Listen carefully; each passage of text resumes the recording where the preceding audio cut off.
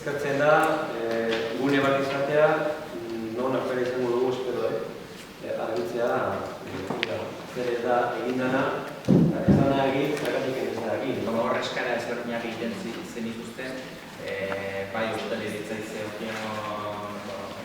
hotelia eta hau ezberdinak, eta gero bai terratzen hitz egiten zenuten, urte hau eta protagonismo nabarmena izan duena. Ordu konpromezu hartu genuen, terrazak oain arte regulatzen ziren erreglamendu baten bitartez, eta guk okupaziorako baimena edo lehen okupaziorako baimena ematen zuen udaletxeak, guk konpromezu hartu genuen arautzeko eta benetako arautegi finko bat egiteko, eta horrela, zentzu horretan, administrazioak nolaiteko kontrol edo zigorgaitasun bat edukitzeko arau horiek betetzen ez zirenean. Hori da esplizituki 2000an nintzen eskaratako bat. Dakizuen bezala, denbora luze bat terrazen ordenantza onartzeko, gaur bertan adibidez batzordeak egon dira, baina alegazioa jarrita eta zenbait estimatuta eta beste zenbait desestimatuta. Eta udalbatza honetara dikoa ja enpetiko onarpena. Hor, seguraski jakingo dezutela, talde politiko guztian artean ez dagoela adostasun bat, eta hor regulazio proposamen bat dago, ordutegiei dagokionean, okupazioari dagokionean, distantziei dagokionean, eta abar edozein kasutan nabarmendu nahiko genuke atzetik garrantzia duen afera bat, eta dain zuzen hemendik gutxira ordenantza bat izango dugula terrazena eta udaletxe bezala betearazi izango ditugula bertan jasota dauden arauak eta ondorioz administrazioa kontrolerako eta fiskalizaziorako erramienta gehiago izango dituela, besteak beste herritarrek edo kasu honetan hemen auzotarrek egiten dituzten kexei edo behar bezala erantzuteko. Horretaz gain baita ere, espazio publikoa dagokionen eskaeran aipatzen zenuten, urtean zehar antolatzen dien ekimen kultural edo festei dagokienak eta abar, nolait alde zaharra liberatzea eta beste auzoetara ere eramatea azken fina, denoakin bezala.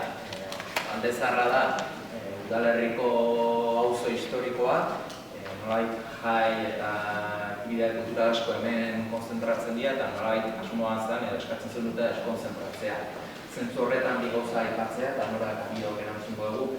Batetik daude udaletxeak bere borondatez antolatzen dituen ekintzak eta bestetik daude hirugarrenek edo herritarrek edo elkartek guri egiten dizkuten baimen eskaerak edozein festa edo aktibidade edo evento antolatzeko.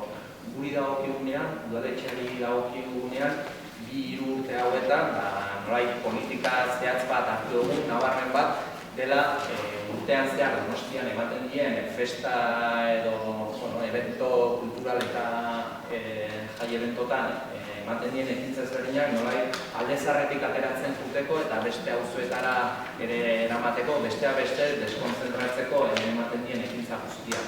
Adibidea dauzkagu aste nagusiari dagokionean, Santo Tomasari dagokionean, jazaldiari dagokionean, eta egia baldin bada ere, zuela dizuten bezala, gaur-gaurkoz ekintza gehienetarikoak hemen zarrean antolatzen jarraitzen dutela. Eta gero, hirugarrengo dagokionez, eskaera osatzen dutela eta zaila da bezatzetik eskaera horiek ateratzea, bereziki bai nabarmentzen da puntu kritiko bat nik uste konstituzio plaza dela, ia astebururo edo ekitaldia dauzketa, eta bai saiatzen ari garen nolabait jende hori edo eskaera guztien beste plaza batzuetara bideratzen. Ikusita ez da berriak, ez da lehen bertan astebururo edo inklusi egunero jaldi edo okupazio bat egon eta baita ere auzoarentzako ingurune izan da. Orduan aldetik, ukone ikusten jende gutxi daukala, 15 pertsonek osatzen dute hiru txandatan Donosti osorako eta ez bakarrik terrazen asuntuari, asuntua jarraitzeko, baizik eta puntu gehiago kontrolatzeko, jende gehiago behar da, eta beste aldetik ikusten dut borontate politikoa, oain arte, bintzatan behar puntutan, gobernuak erakutsi ez duena. Guk proposamena eta beti izan dugu publikoki terrazen ordenatzen limitazio luze honetan asko luzatzen okundena, gure asmoa udalgo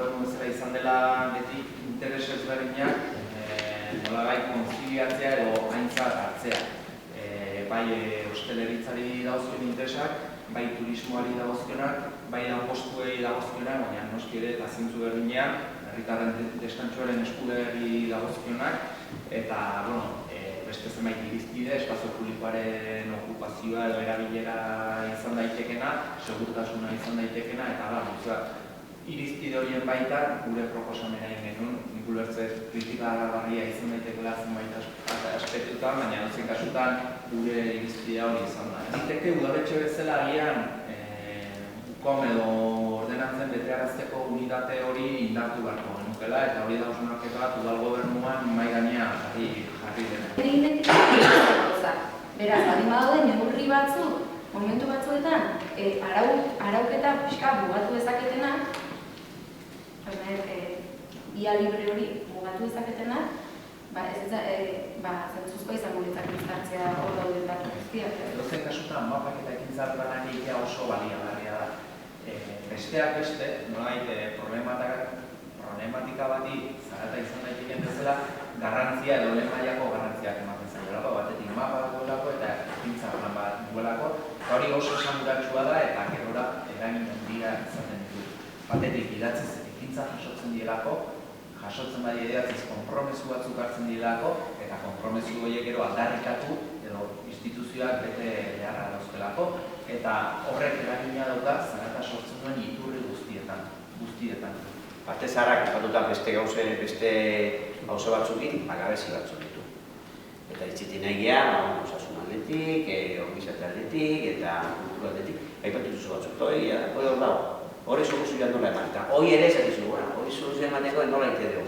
Ze egitura ditugu alde partizarrean, ze aprobetxamentu eta daitezke, ze obligazioa ditugu, ze dirua daukagu, tondo bakigu, hasian esan betezkara momentu honen eguan gastatzeko, baina nik uste badala garaia, partizarrean gastatzeko, eta nik uste kompromiso baduela legislatura honetan, eta urten igual obra batzu segituak gasteko, eta hori danak ere mai gainean daude.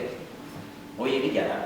Baina hori egila da bezala eta diskusio gutxi sortu dezakena, agian, aldigo iztean edo ez, donosti guztiak kontatuta. Beste gai batzuk, zuena oso delikatu da. Garazak, zaratak, uinak ez dian, bakare uinak, delikatu aldia, sortzen dialako handiak, eta nik pentsatu nahi dut beti, bai guk eta bai oposizioan daudenak, behi intensio honak egiten dutela danak, eta desde luego ez dugu koinziditzen gauza zuen. Ez dugu koinziditzen, eta mayorillak, eta errespetatu behar dira.